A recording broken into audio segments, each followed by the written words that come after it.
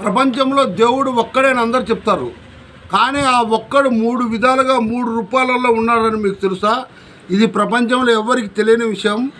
సాక్ష్య ఆధారాలతో శాస్త్రబద్ధంగా మీకు ఈ సత్యాన్ని నేను ఈరోజు తెలియజేస్తున్నాను, మీరు వినండి. 3 విధాలుగా దేవుడు విభజింపబడి ఉన్నాడు ఈ ప్రపంచంలో. ఆ 3 విధాలు ఏమిటంటే, మొట్టమొదటి విధానం పరమాత్మ. ఈ పరమాత్మ ప్రపంచము విశ్వమంతా అణువణు వ్యాపించి అవ్యయుడై దేవుడై సర్వ ప్రపంచానికి భర్త అయి సర్వ సృష్టికి మూలాధారమై ఉన్న ఆదిశక్తి అయి ఉన్నవాడు దేవుడు. అతను పరమాత్మ అంటాం, అదొక అంశ. రెండవ అంశ ఆత్మ. ఈ ఆత్మ ప్రతి మనిషి శరీరంలో ఉండి ఆ మనిషి ప్రాణాన్ని అందిస్తుంటుంది. అతను పుట్టించేది ఆత్మే, అతన్ని పోషణ ఇచ్చేది ఆత్మే, అతన్ని చంపేది కూడా ఆత్మ. అది రెండవది. మూడవది వచ్చేసి జీవాత్మ అంటే సకల జీవరాశులు, అండపిండ బ్రహ్మాండాలు అన్నీ కూడా జీవరాశులే. వాటిని జీవాత్మ అంటారు. ఆ జీవాత్మ, ఆత్మ, పరమాత్మ 3 విధాలుగా దేవుడు ఉన్నాడని మన శరీరంలో గుర్తులు పెట్టాడు. పండు పలహారాలలో అండపిండంలోనూ గుర్తులు పెట్టాడు, ప్రపంచంలోనూ పెట్టాడు. అవి ఎలా అని నీకు చెప్తాను, వినండి. ఒకసారి మీ చేయి చూసుకుంటే ప్రతి ఒక్కరి చేతిలోనూ అరచేతిలో 3 రేఖలు ఉంటాయి. ఆ 3 రేఖలు 2 రేఖలు జంటగా ఉంటాయి. ఆ జంటగా ఉన్న 2 రేఖలు జీవాత్మ, ఆత్మ. ఒక రేఖ పక్కగా ఉంటుంది, ఆ పక్కగా ఉన్న రేఖే పరమాత్మ.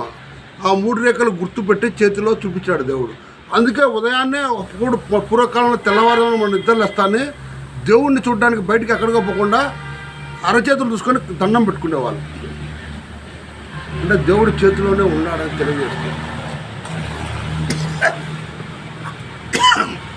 పరిశీలిస్తే కన్నులో 2 గుడ్లు ఉంటాయి, చిన్నవి, సన్నగా ఉండే గుడ్డు.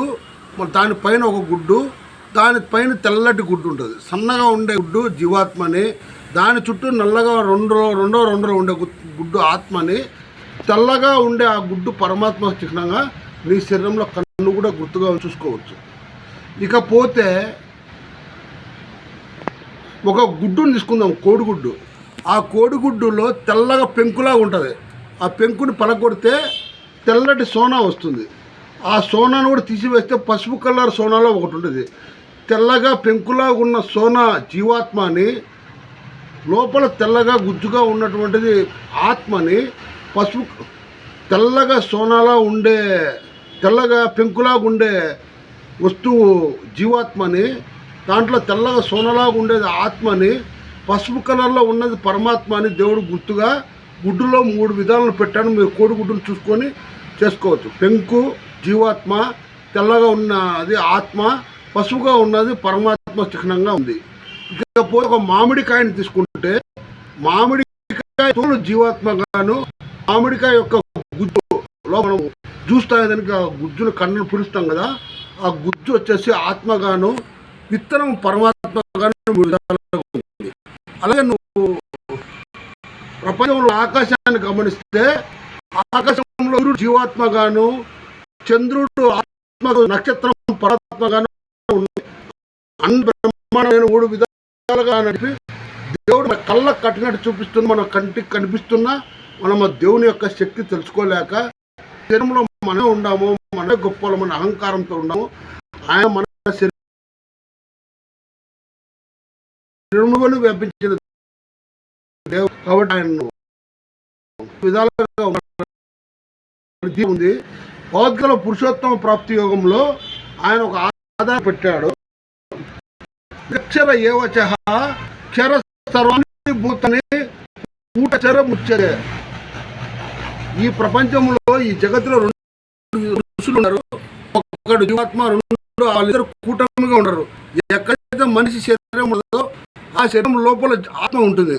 ఆ ఆత్మనే మహర్షులు, సన్యాసులంతా ఆత్మజ్ఞానం తెలుసుకోండి, శరీరాన్ని నడిపించేటటువంటి వాళ్ళిద్దరు ఉన్నారని నీకు పురుషోత్తమ ప్రాప్తి యోగంలో 16వ శ్లోకంలో దేవుడే శ్రీకృష్ణ భగవానుడు చెప్పిన విషయం అది. ఇకపోతే ఉండడానికి కూడా ఒక మాట చెప్పాడు, అది కూడా చెప్తాను. ఉత్తమ పురుష నిస్తత్వం పరమాత్మ తుదాహ్యచ లోకత్ర సువిశ్యం భర్త అవ్యహ ఈశ్వర. ఈ ఇద్దరికన్నా ఉత్తమమైన పురుషుడు, ఈ ప్రపంచాన్నంతా నడిపించే దేవాది దేవుడు, సర్వ ప్రపంచానికి అధికారి ఈశ్వరుగా ఉన్నవాడు ఒకడు ఉన్నాడు. అతను అవ్యయుడు, జగద్భర్త, అతనే దేవుడు అని తెలియజేసినాడు. కాబట్టి శ్రీకృష్ణుని భగవద్గీతలో కూడా ముగ్గురు పురుషులు ఉన్నారు, జీవుడు, ఆత్మ, పరమాత్మ అని తెలియజేసినాడు. ఇక్కడి నుంచి మీరు ఆ జీవాత్మ పరమాత్మ జ్ఞానాన్ని తెలుసుకొని దేవుడికి దగ్గర అవుతారని మనస్ఫూర్తిగా కోరుకుంటూ, ఇంతటి గొప్ప సంచలన విషయాన్ని చెప్పిన నా యొక్క ఛానల్ సబ్స్క్రైబ్ చేస్తానని మరొకసారి విన్నవించుకుంటూ, wish you all the best friends.